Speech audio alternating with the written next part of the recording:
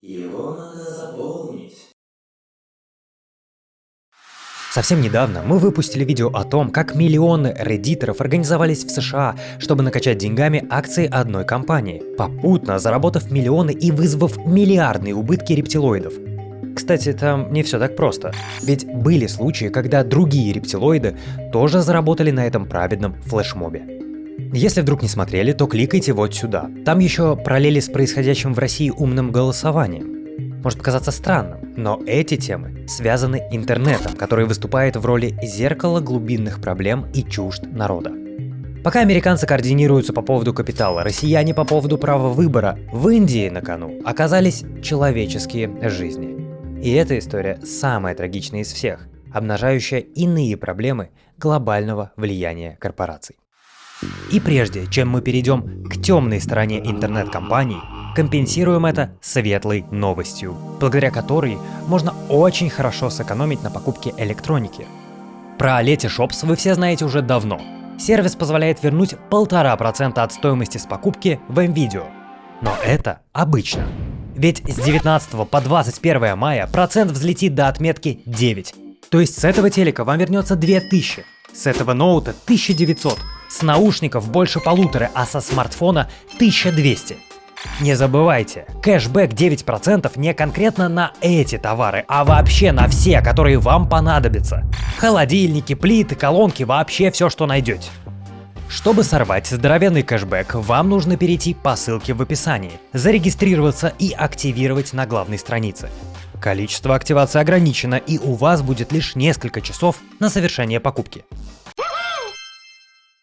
Поэтому переходите по ссылке в описании, регистрируйтесь, на сайте выбирайте подарок себе или близкому, активируйте кэшбэк и только потом совершайте покупку. После такой позитивной новости мы отправляемся в Индию.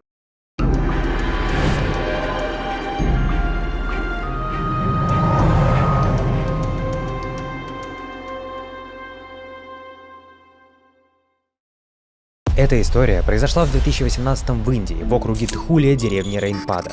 Это маленькая деревня, которую хрен отыщешь без проводника. Жители этого округа зарабатывают в среднем $100 в месяц, на 30% ниже, чем в среднем по стране. Да и интернет там появился за пару лет до события. Именно интернет подсветил, ускорил и катализировал смерти. 1 июля в деревню Рейнпада прибыли 5 человек, чтобы принять участие в воскресной ярмарке. Эти 5 человек были выходцами из кочевого племени Гасави. Они отправились в деревню, чтобы раздобыть еды для своих близких. По пути им встретилась 9-летняя девочка. Они предложили ей печенье. Этот поступок оказался роковым для молодых людей. К ним подошел местный житель 22 лет, чтобы выяснить, зачем они обратились к девочке. Разговор набирал обороты, атмосфера накалялась, местных становилось все больше, и в какой-то момент путников начали избивать. Били жестоко, камнями, фурнитурами. Им пытался помочь член местного совета и укрыл их в административном здании. Забаррикадировали окна и двери, чтобы спастись от разъяренной толпы. Вызвали полицию. Но толпа оказалась быстрее. Они ворвались в здание и под крики о похищениях детей завершили то, что собирались сделать. 1 июля 2018-го 5 членов коммуны Гасави были убиты обезумевшей толпой в деревне Рейнпада. По подозрению в убийстве задержали 28 человек в возрасте от 20 до 25 лет. В голове у вас возникает вопрос, что это за безумие сейчас я услышал и почему этому посвящен целый ролик. Для этого на сцену выходит Его Величество контекст. В округе Дхулия каждый третий не умеет читать и писать. Про какие-то запредельные вещи типа критического мышления речи вообще не идет. Но это не мешает людям пользоваться плодами технического прогресса. Они покупали смартфоны, устанавливали инстаграмы и ватсапы. WhatsApp занимает в этой истории ключевое место. Дело в том, что индусы — это главные пользователи WhatsApp. На экране вы видите статистику юзеров за 19-й, но в то время было под 200 миллионов юзеров. Индия — это самая многочисленная база пользователей. WhatsApp там уникальное явление. Он глубоко проник в каждую семью. Многие из нас, кто уехал учиться или работать, состоят как минимум в нескольких групповых чатах нашего поселения. В моей деревне никто не смотрит телевизор. Все новости они получают из WhatsApp, поэтому они не знают, чему верить. Выходец из деревни округа Тхулия, Сандип Ватхве. И так получилось, что примерно в это время начали курсировать фейки о том, что в округе орудуют похитители детей. Один из вирусных роликов выглядит так. Мотоциклисты подъезжают к детям, хватают одного из них и уезжают. Только вот это не полное видео. А оригинал вообще из Пакистана, и подготовлен он в рамках кампании по защите детей. Другую запись мы показывать не будем. Там, на фоне фотографий лежащих на полу детей, звучит голос неизвестного мужчины, рассказывающего об охотниках за детскими органами.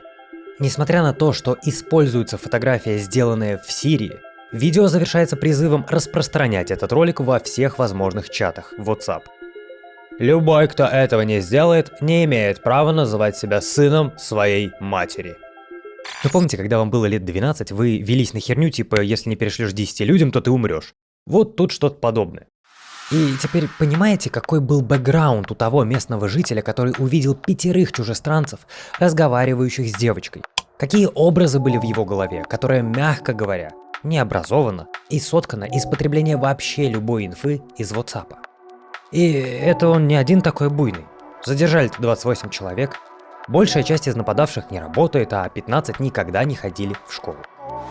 Я более образован, чем жители моей деревни, поэтому я не верю в слухи. Но никто из них не смотрит телевизор и не читает книг. Они лишь обновляют WhatsApp и не представляют, где правда. Сюда же накладывается, не очень хорошо говорить, но культура линчевания. Ведь буквально через 12 часов, не так далеко от деревни Рейнпада, произошло событие практически под копирку. Толпа хотела расправиться с семьей из 5 человек, подозревая их в похищении детей. Но тут история закончилась хорошо. 50 полицейских спасли жизнь невиновных. Но через 10 дней, 13 апреля, история повторилась в другом месте и уже без счастливого конца. Жертвой самосуда стал 32-летний разработчик ПО. Все по той же причине. Подозрение в похищении детей из-за фейков в WhatsApp. В Индии в принципе уже давно происходят самосуды. Есть даже сайт, который отслеживает такие события. До этого, в основном, причинами самосуда выступали подозрения в контрабанде скота или потребление коровы в пищу. Как вы помните, у индусов корова почитается особо. Но вот 17-го, когда в села пришел интернет, поводом для самосуда стали видеофейки. Просто раньше это не имело, во-первых, конкретного лица. Раньше это могли быть слухи местных жителей, которые сложно увидеть, а тут конкретное приложение с конкретным фейком о бандах, похищающих детей. И во-вторых, такой скорости распространения. Только с мая 17 по июль 18, то есть меньше чем за год, произошло 27 инцидентов самосуда, базирующихся на пересланных фейках. В ответ на происходящий трэш WhatsApp в Индии ввел ограничение на возможность пересылать сообщения не более 5 людям, и даже добавили уже известную вам подпись «Пересланные сообщения». А уже позже, к 2019-му, добавили двойную стрелочку, если оригинальное сообщение переслали больше, чем 5 раз. И тут мы вспоминаем недавний выпуск о соцсетях и влиянии на сознание. У некоторых может даже возникнуть параллели с Трампом и штурмом Капитолия. Если не смотрели, советуем. Эти выпуски в одной логике. Может показаться, что вот эти вот стрелочки ничего не дают. Да, вдарим по самосуду иконками стрелочек. Good idea! Но раньше, когда ты перекидывал сообщение, это никак не маркировалось. То есть получатель сообщения думал, что это шлет ему друг свои мысли, а не взял откуда-то вовне. А в данном случае в обществе, скажем, аграрного толка, где за истину признается то, что сказал твой ближний, даже безумная информация принимается как правда. Ведь это же мой кореш, брат, мать сказала. Мы всегда так жили. А маркировка репоста немного ослабляла это ощущение истины, ведь это уже не твой друг тебе это говорит, а кто-то там вовне. Позиция наших клиентов заключается в том, что они искренне думали, что эти 5 человек были похитителями детей, потому что они видели такую информацию в WhatsApp в течение нескольких месяцев. Они сказали, что пока их дети в безопасности, они ни о чем не жалеют. 2 из 4 назначенных государством адвокатов. Ну и, конечно, всех этих технических решений было бы недостаточно. Во-первых, потому что все используют Android и скачивают WhatsApp в обход Google Маркета через обменник файлов ShareIt или Xender. Это означает, что большинство людей в этом регионе используют более старые версии WhatsApp, которые не поддерживают новейшие функции компании по борьбе с дезинформацией, такие как маркировка пересылаемых сообщений. Когда журналисты BuzzFeed News проверили телефоны десятка молодых людей из этого района, только на одном телефоне была установлена последняя версия WhatsApp.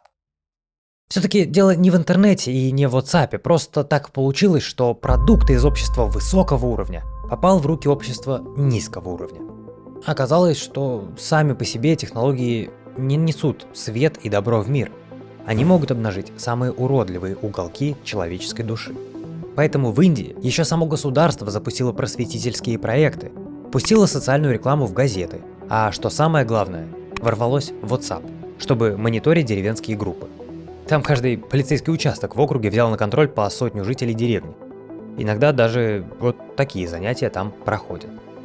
कोणी पाठवत गेला हे नाही मुलं पकडणारे टोळे आले मला एक सांगा तुम्ही सगळ्यांनी मला सांगा मुलं पकडणारे टोळे हे व्हॉट्सअपच्या ह्याच्यामधून तुम्हाला मेसेज पाठवला तुम्ही प्रत्यक्ष डोळ्याने पाहिलं का ताई तुम्ही मला सांगा तुम्ही कधी प्रत्यक्ष डोळ्याने पाहिलं का मुलं पकडणारे टोळे आले म्हणून दुसरी गोष्ट दुसरा ह्यातला मेसेज आहे की मुलांच्या किडन्या काढल्या जातात मुलांना पकडून नेलं जातं आतापर्यंत किती मुलांच्या किडन्या काढल्या तुम्ही काय प्रत्यक्ष डोळ्याने पाहिलंय का ताई तुम्ही कुणी पाहिलंय का त्यांनी पाहिलं नाही तुम्ही पाहिलं नाही सर्वात महत्त्वाची गोष्ट आता मला सांगा आतापर्यंत समाजातील भरपूर सारी मुलं पकडण्याचे टोळी आले असतील तर मुलं गायब झाली असतील ना.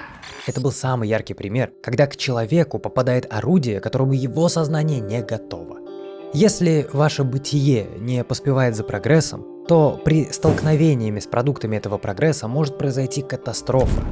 В худшем случае ценой жизни людей. В лучшем вы просто испытаете футуро-шок. Это, кстати, термин Элвина Тофлера, по которому у нас были 1, 2, 3 выпуска. И эта история очень хорошо описывает, как продукты общества третьей волны накрыли общество первой. Да и это является центральной темой канала. Можете посмотреть наше первое видео, за которым, конечно, сейчас уже немного стыдно. Здесь мы стараемся угнаться за эволюционным угаром, чтобы избежать футуро-шока. И как бы ни стебали гуманитариев, именно гуманитарная подкованность помогает нам не сойти с ума в этом быстро меняющемся мире. Как думаете, насколько ваше бытие соответствует прогрессу? Damn.